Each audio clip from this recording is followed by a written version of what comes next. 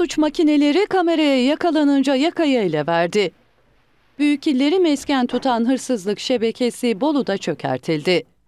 Güvenlik kameraları tarafından da görüntülenen hırsızlar bir iş yerine girdi.